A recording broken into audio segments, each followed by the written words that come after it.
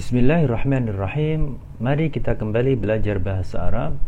Masih tentang tasrif atau perubahan bentuk kata dalam bahasa Arab.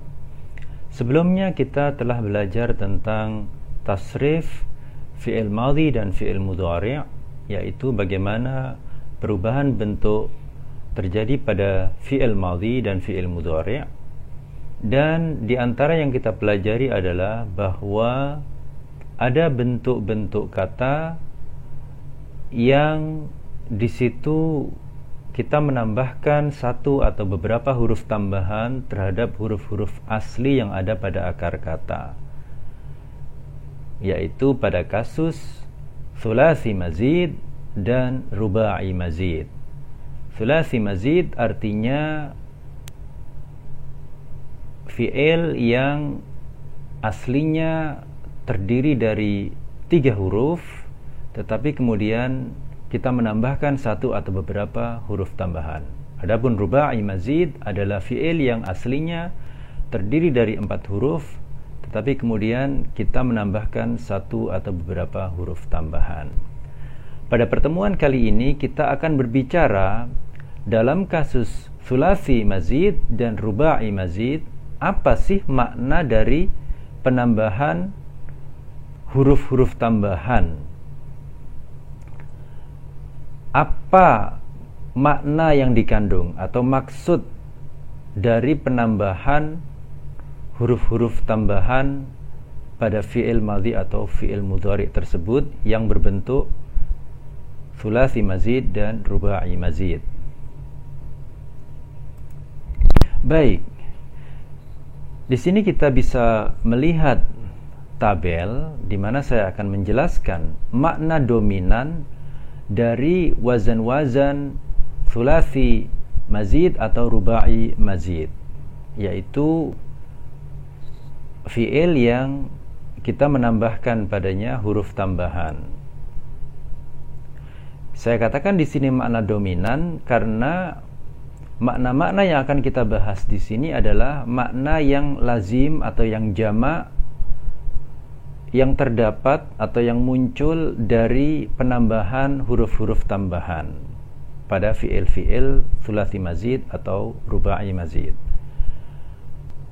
Artinya dalam kasus-kasus tertentu atau kadangkala ada makna-makna yang mungkin berbeda dari makna dominan yang akan kita bahas kali ini. Sebagaimana kita sering dengar, likulli qa'idatin istithna. Pada setiap kaidah terdapat atau seringkali atau kadang-kadang terdapat pengecualian-pengecualian. Maka saya sebut di sini makna dominan atau makna yang umum atau makna yang lazim, yang jamak dari penambahan huruf-huruf tambahan ini. Kita mulai dari wazan yang pertama, kita mulai dari atas ya. Pada wazan fi'il madhi af'ala, makna yang sering dimaksud dengan penambahan huruf alif sebelum huruf fa ini adalah mentransitifkan intransitif. Jadi penambahan huruf alif sebelum fa di sini adalah untuk mentransitifkan kata kerja intransitif. Ya, kata kerja intransitif artinya kata kerja yang tidak memerlukan objek penderita. Dengan menambahkan huruf alif sebelum fa pada wazan af'ala, maka kita mengubah kata kerja yang sebelumnya intransitif, tidak perlu objek penderita, menjadi kata kerja transitif, yaitu kata kerja yang membutuhkan objek penderita. Contohnya di sini akhraja. Jika kita bandingkan dengan bentuk intransitif dengan akar kata yang sama, yaitu kharaja. Kharaja artinya keluar, tidak butuh objek ya. Dengan kita menambahkan huruf alif sebelum, dalam hal ini kharaja menjadi akhraja, maka kata kerjanya menjadi transitif, mengeluarkan. Berarti mengeluarkan ini perlu objek penderita. Mengeluarkan apa gitu. Jelas ya bedanya di sini antara kharaja yang artinya sekedar keluar, intransitif. Setelah kita tambahkan huruf alif di awal menjadi akhraja, artinya mengeluarkan, perlu objek penderita. Kemudian kita lanjut pada wazan madhi berikutnya, fa'ala. Di sini apa huruf tambahannya? Huruf tambahannya adalah ain, sehingga ada ain yang asli dan ada ain yang tambahan. Karena kedua ain ini berdampingan, maka kemudian musyaddad menjadi ain bertasydid. Contohnya pada kata karroma. Nah, ini juga huruf tambahan ain di sini seringkali atau kebanyakannya memiliki maksud atau makna yang sama dengan af'ala, yaitu untuk mentransitifkan kata kerja intransitif. Kita langsung saja pada contohnya di sini. Kata kerja intransitif karuma. Karuma artinya mulia, sifat tetapi dinyatakan dengan fi'il atau kata kerja karuma. Artinya mulia. Tentu saja ini kata kerja intransitif, tidak perlu objek penderita karena kata kerja ini menyatakan keadaan atau sifat. Ya, karuma, mulia. Dengan kita menambahkan ain pada ain yang asli, dalam hal ini kita tambahkan ro sesudah ro yang asli sehingga menjadi ro musyaddad, ro bertasydid, menjadi karroma, karuma menjadi karroma, maka karroma di sini sekarang menjadi kata kerja atau fi'il transitif. Artinya memuliakan. Karroma artinya memuliakan. Sehingga tentu saja membutuhkan objek atau penderita. Wazan berikutnya adalah fa'ala. Di sini kita menambahkan alif sesudah fa, sehingga fa-nya menjadi panjang. Fa'ala. Penambahan huruf alif ini pada umumnya bermakna menyatakan musyarakah atau bermakna saling. Contohnya pada kata samaha, artinya saling memperkenankan. Bedakan dengan kata samaha tanpa tambahan alif yang artinya sekedar memperkenankan. Samaha artinya memperkenankan. Tetapi jika kita tambahkan alif sesudah sin menjadi samaha, artinya saling memperkenankan. Baik, kemudian wazan madhi berikutnya adalah ifta'ala. Apa tambahan di sini? Tambahannya adalah huruf alif sebelum fa dan huruf ta sesudah fa. Maknanya atau maksudnya seringkali atau kebanyakan adalah untuk mengintransitifkan transitif. Ini kebalikan dari af'ala atau fa'ala yang tujuannya untuk mentransitifkan intransitif. Nah, kalau ifta'ala adalah mengintransitifkan transitif. Artinya untuk mengubah kata kerja transitif menjadi intransitif. Yang sebelumnya butuh objek menjadi tidak butuh objek atau penderita. Contohnya adalah pada kata ijtama'a yang artinya berkumpul. Bandingkan dengan kata jama'a tanpa huruf tambahan, yaitu sulasi mujarrad jama'a yang artinya mengumpulkan. Di sini tentu saja butuh objek atau penderita. Jika kita tambahkan huruf alif sebelum jim dan huruf ta sesudah jim menjadi ijtama'a, maka maknanya menjadi berkumpul. Sehingga di sini tidak membutuhkan objek karena ini adalah kata kerja intransitif. Kemudian berikutnya wazan madhi in fa'ala. Apa tambahannya di sini? Yaitu huruf alif dan nun sebelum fa.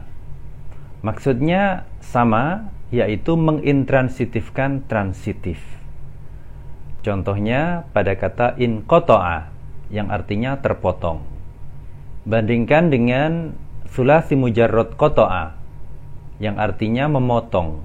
Qata'a artinya memotong. Jika kita tambahkan alif dan nun sebelum qaf menjadi inqata'a, maka artinya terpotong.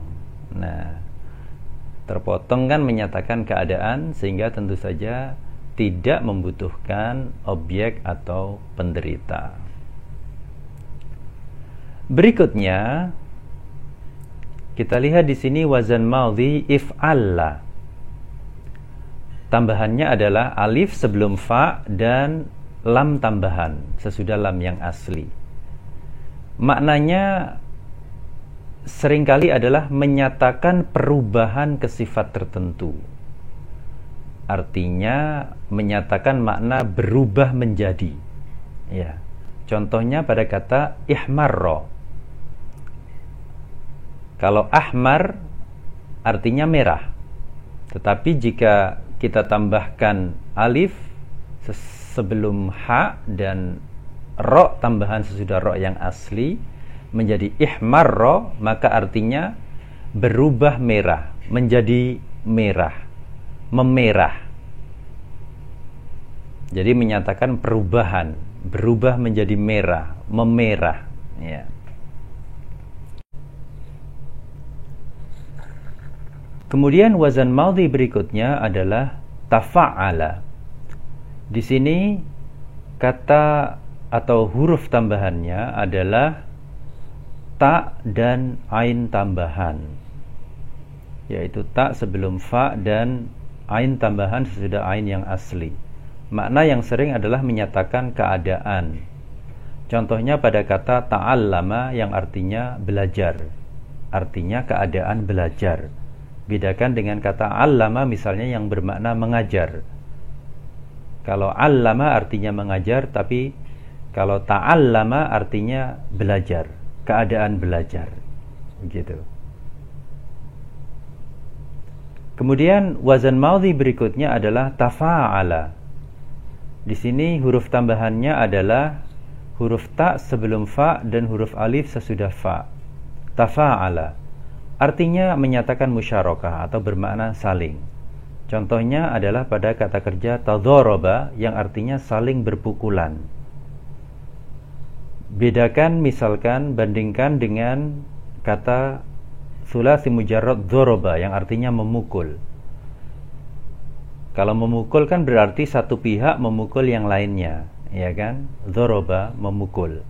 Tetapi kalau tadharaba artinya saling berpukulan, berarti kedua belah pihak sama-sama memukul, saling berpukulan, menyatakan musyarakah.